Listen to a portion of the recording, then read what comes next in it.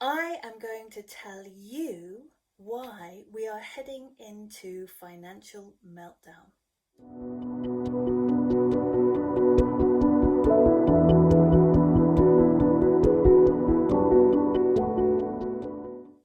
Hi, I am Eliziam and welcome to my channel. So this week I've been looking at the issues of perception and predictions and the future, and this is my strongest prediction, that we are heading into financial meltdown. Here is a meme.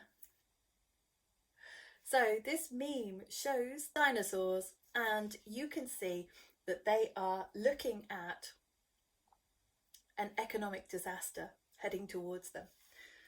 Now, I feel a little bit like this, like a dinosaur looking at economic disaster on the horizon. I feel a bit like this, like a dinosaur looking at economic disaster on the horizon. It's only common sense, surely, that economies are going to suffer as the shocks of the measures that we've put in place to look after us during the pandemic ripple outwards. So it is no secret that 80% of the dollars in circulation in the USA were printed as a result of the pandemic. Let me just repeat that. 80% of the dollars in circulation were printed as a result of the pandemic. And that is after a sustained period of quantitative easing, money printing, as a result of the global financial crisis. Now, the reason that looking at America and the demise of the dollar is relevant for all of us, and that's because world currencies around the world are linked to the dollar. The dollar was considered a very stable currency for other people to be able to measure value against. It's not anymore. And in fact, when we all consciously made the decision, and I mean the people in power in our countries, to link their currencies to the dollar was backed by gold. In 1973, Nixon decided that he was going to unhook the dollar from the gold standard, temporarily of course, but actually this decision was never reversed. And the upshot of that is that every single currency in the world is backed by absolutely nothing.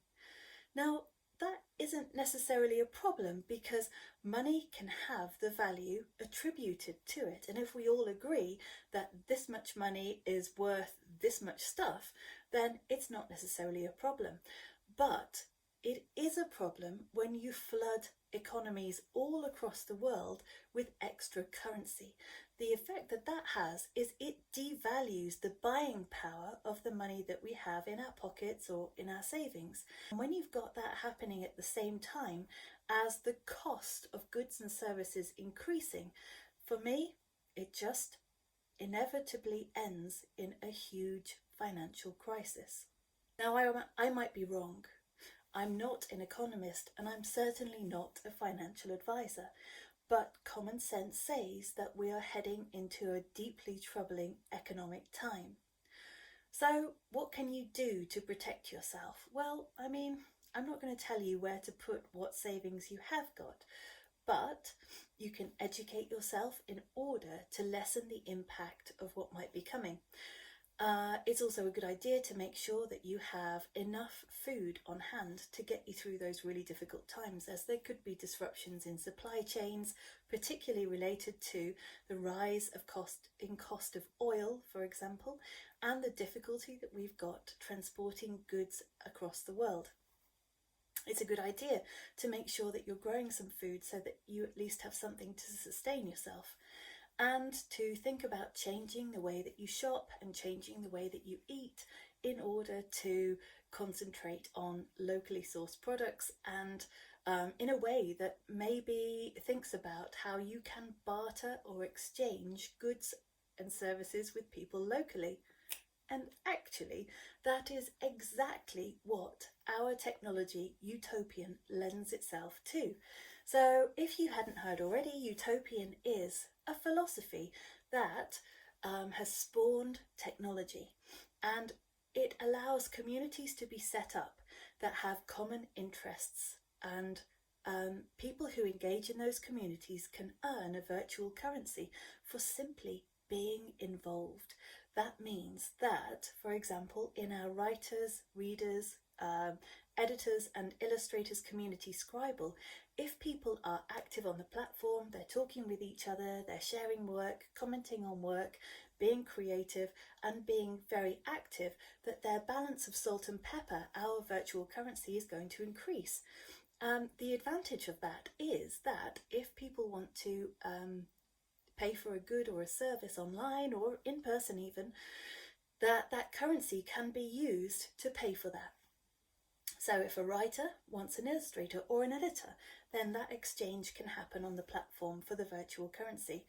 I mean, it can happen for fiat currency as well. There's no reason why not, or even cryptocurrency.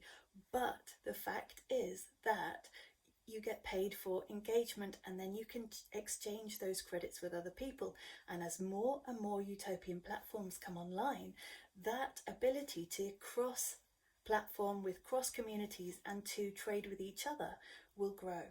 So that means that if there's a local growers community and people are selling their locally grown produce, then they can be traded, purchased, and exchanged to other people online. It's this idea of trading and bartering, only done electronically in a way which is fair. If you would like to learn more about utopian technology, then there is a playlist down underneath in the description. And I think that there is just about enough time for me to ask you to like, subscribe and pop that bell notification on so that you never miss an episode. And if you like this channel, don't tell me, tell your friends. I'll see you next time.